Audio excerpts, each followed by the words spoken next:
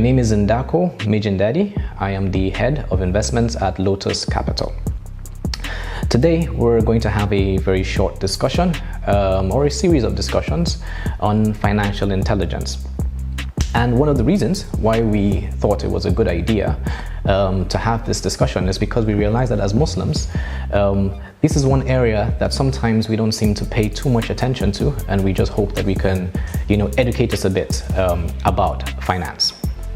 And the way I want to approach this is to first start by defining some key concepts or some key words that you're likely to hear in the course of this conversation.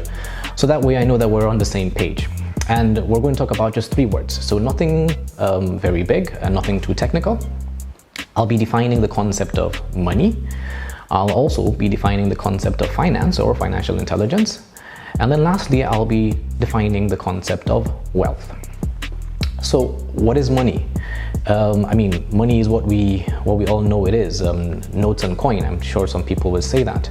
But it's important that we have a Islamic perspective of money. So as Muslims, we see money as a means of doing transactions. It's just merely a tool for exchanging goods and paying for services. We don't see money as something that has value in itself.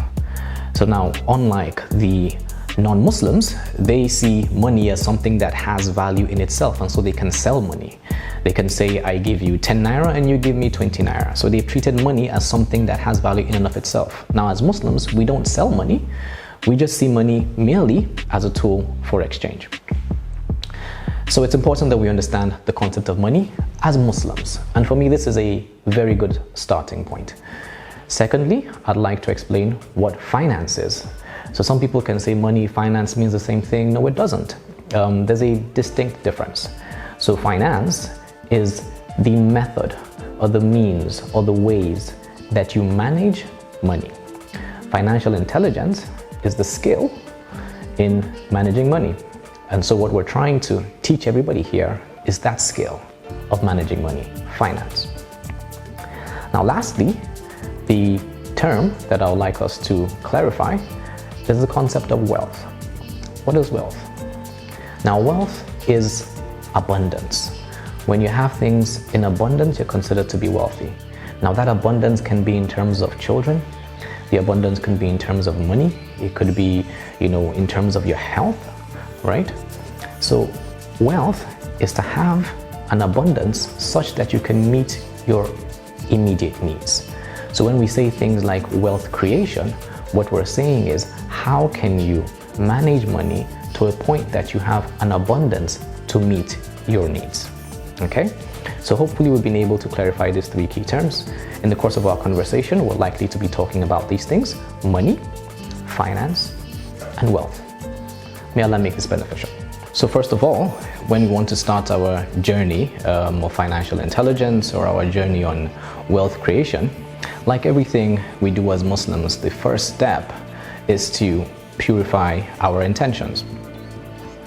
Now, for me, one way of doing this is to understand and remember, or rather to know, that you will account for how you spend your wealth. So the journey of wealth or making money is not something that you do willy-nilly. You should know that wealth or money will become an amana, and you will account for it in front of Allah. Now in the hadith, and this has been graded at Hasan by Sheikh Al-Albani, we're informed that Rasulullah ﷺ has told us that on the day of Qiyamah, we will be asked about our life and how we spent it. We will be asked about our youth and how we used it. We will be asked about our wealth, how we earned it and how we spent it. And we will be asked about our knowledge and how we acted upon it. So we should not have the wrong intentions towards making money. We should not plan to be extravagant. There's no point making money and then trying to be like a rock star or a movie star. That's not the intention we should have. That's not the right intention. Another thing that we can reflect on is Surah Al-Isra, I think verse 26, where Allah says, وَلَا تُبَدِّرْ tabdira. And this means do not spend wastefully. In the same surah, Allah tells us, "Innal muwaddirina kanu ikhwana shayateen." And this means that those who are wasteful are the brothers of shaitan. So if you have this at the back of your mind, you're likely to have the right intention to approach wealth creation. And why is this important? So we know there are many people, friends, family members who may have come into a lot of wealth suddenly in terms of inheritance, and in a few months or weeks, everything is gone and they're wretched all of a sudden. And they were probably wasteful. And we know that it's not that they use this money to give sadaqah, because as Muslims we know that giving sadaqah actually increases your wealth. It doesn't deplete your wealth. So it's not that. They just were potentially wasteful. So as a first step to this journey, it's important that we have the right intention for making money. So the next thing, after we have purified our intention, obviously, is to have the right kind of knowledge.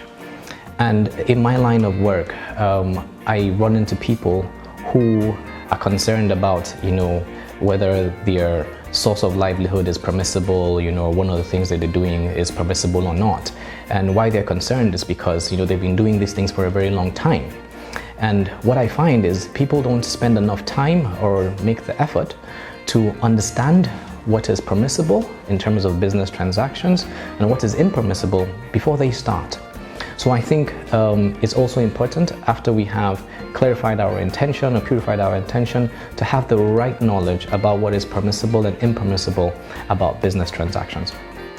Now, one very quick way I can recommend to do this is just by reading a not very lengthy hadith, a section of Sahih Bukhari, Kitab al-Buyu. It has is very elaborate about things like riba, for instance, gambling, speculation, and just different types of transactions that are permissible and impermissible. So spending some time reflecting and gaining this knowledge will be very helpful when you start your journey on wealth creation. Another area of knowledge that I think people should pay attention to is having knowledge about the type of business or the type of transactions or services that you want to engage in, and trying to be an expert in your field and not jumping into things. One way of doing this is by having a mentor, looking up to somebody who has already succeeded in generating wealth or who has succeeded in that field is a very good way of learning. You can sit with a mentor and as someone that is a predecessor in that area.